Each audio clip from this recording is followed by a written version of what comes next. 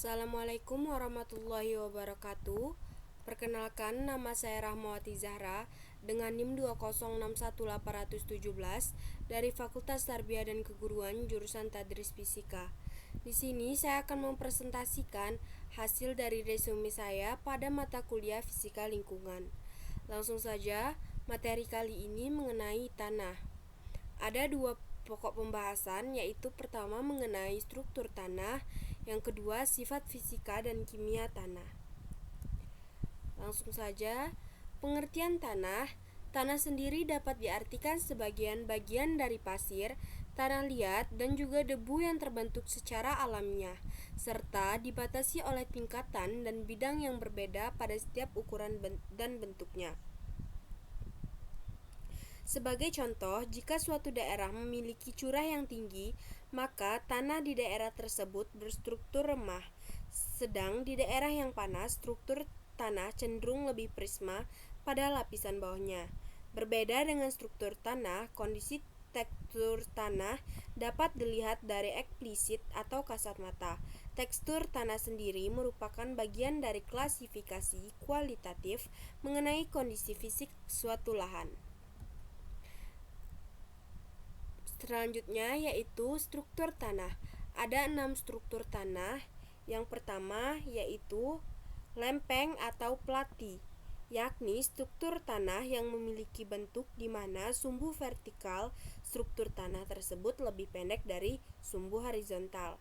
Yang kedua yaitu prismatik, kondisi di mana struktur tanah memiliki vertikal lebih panjang dari sumbu horizontal dan sisi atas tanah tersebut berbentuk tidak membulat.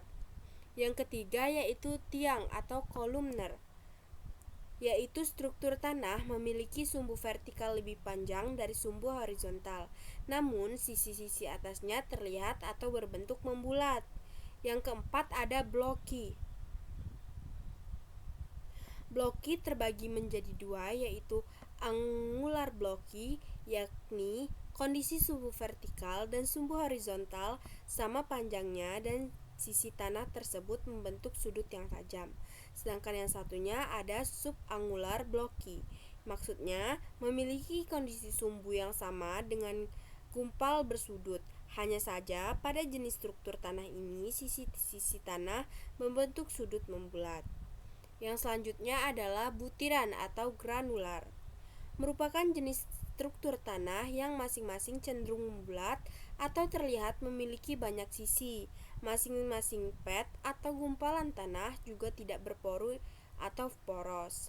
Yang terakhir ada remah atau kerep, yakni kondisi struktur tanah membulat atau memiliki banyak sisi serta terlihat sangat berpori. Ini contoh-contoh dari struktur-struktur tanah. Selanjutnya ada sifat kimia dan sifat fisika tanah. Sifat fisika yaitu tekstur tanah, tingkat kehalusan tanah, pasir atau debu secara kualitatif dan kuantitatif. Yang kedua yaitu dari struktur tanah, gumpalan kecil dari tanah. Yang ketiga yaitu konsistensi tanah, maksudnya daya adhesi dan kohesi vertikal tanah dengan benda lain. Yang terakhir ada perbedaan warna tanah. Sedangkan pada sifat kimia itu terdapat pH tanah, idealnya 6,6 sampai 7,5.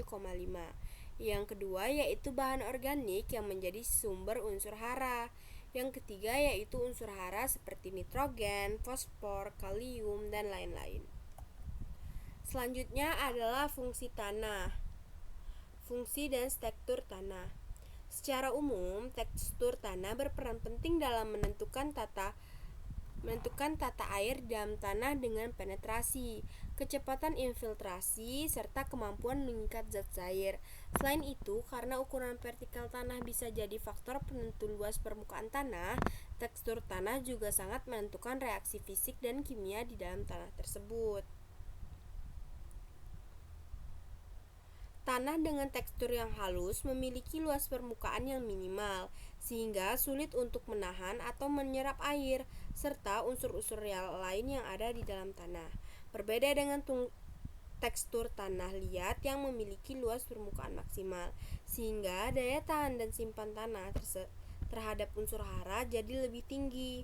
Kesimpulannya adalah struktur tanah sangat mempengaruhi kemampuan aerasi, filtrasi, serapan, laju pergerakan, serta ketersediaan air di dalam lapisan tanah. Baiklah, segitu dulu presentasi saya kali ini. Apabila ada kesalahan, saya mohon maaf. Saya akhiri. Wabillahi taufiq wal hidayah. Wassalamualaikum warahmatullahi wabarakatuh.